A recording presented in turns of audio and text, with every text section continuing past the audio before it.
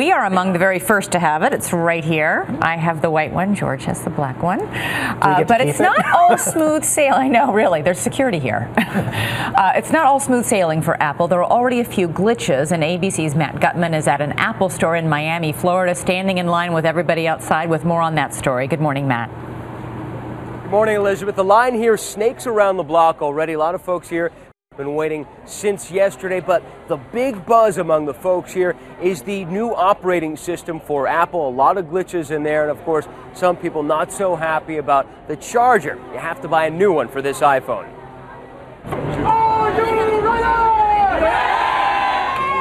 The iPhone 5 frenzy has begun. This morning in Tokyo, hundreds surging for Apple's latest release.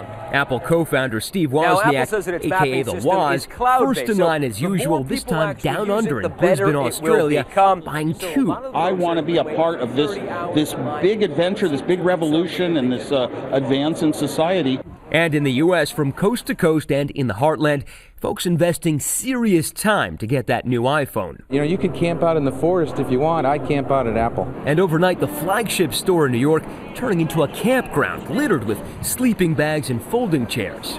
Previous releases saw herds of iPhone fanatics, violent clashes in Beijing earlier this year. Our own Becky Worley was one of 2 million who skipped the line and pre-ordered their iPhone 5 on the first day they were available, September 14th. Apple's pretty amazing at building hype. It starts with secrecy, then they leak a little information, then the big announcement, and then iPhone Day.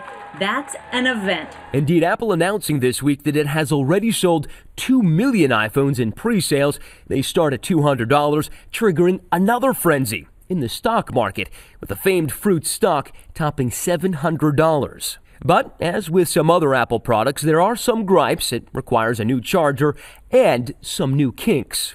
The operating system, iOS 6, has dumped Google Maps. The result?